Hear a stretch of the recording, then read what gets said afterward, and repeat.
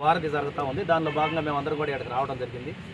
అయితే ముఖ్యంగా దగదత్తి మండలంలో దామారం ఎయిర్పోర్ట్ ఏర్పాటు చేసే ప్రాంతంలో రైతుల నుంచి సేకరించిన భూమిలో 2013 జీవో ప్రకారం 2016లో డీకేడీ భూముల్ని 13 లక్షల రూపాయల లెక్కన తీసుకున్నారు.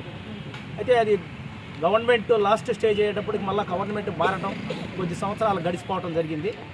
ఇప్పుడు మళ్ళా గత 10 సంవత్సరాల క్రితం 8 సంవత్సరాల క్రితం తీసుకున్న రేట్లకే ఇప్పుడు మళ్ళీ అదే భూమికి 13 లక్షలు ఇవ్వటం అనేది రైతులు పూర్తిగా వ్యతిరేకిస్తున్నారు. అలాగనే ఈ విషయం మీద మేమందరం కూడా భారతీయ జనతా పార్టీ తరఫున ఈ రైతులకి సపోర్ట్గా ఉంటాం. మీ అందరికీ ఎక్కడ నష్టం జరగకుండా చూస్తాం.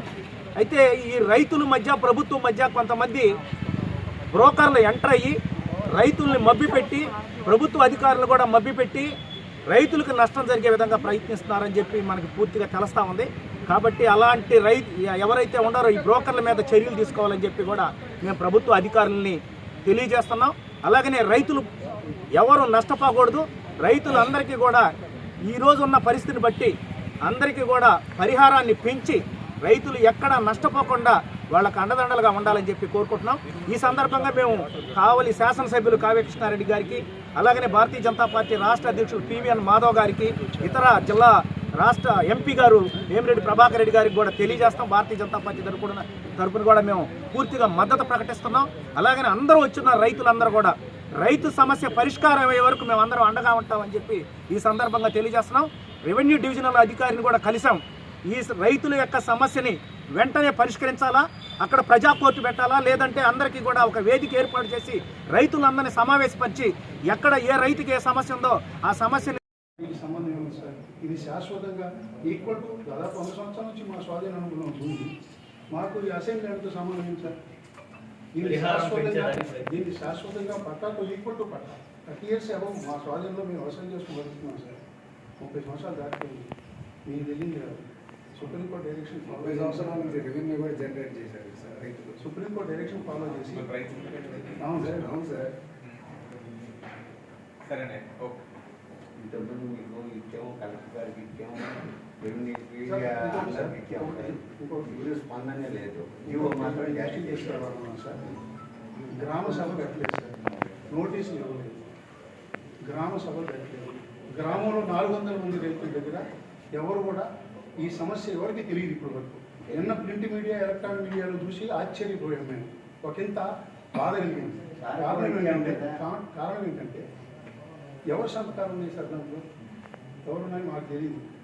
400 మందిలో ఒక 30 మంది సంతకాలు పెట్టి మినిట్స్ ఆఫ్ మీటింగ్ క్లోజ్ అయిపోతారు సార్. ఇది ఏమన్నా సమంజసం సార్? 400 మంది ఉన్నారు సార్. 30 దాంట్లో పంపించారు కదండి. నేను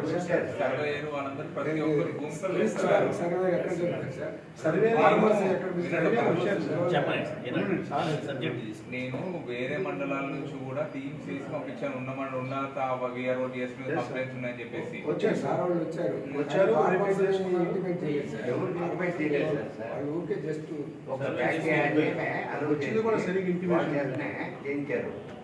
రైతులు ఏమన్నా ఇచ్చారా? పార్టీ రవి తాలూకా మనుషులు వచ్చే సర్వే చేయించుకుని పోయారు. అయితే ఒక వారం అగ్రిమెంట్ సంతకాలు పెట్టారన్నారు. అది దుర్మార్గమైన అగ్రిమెంట్. ఆ అగ్రిమెంట్ చదవండి సార్. సంతకాలు పెట్టారా?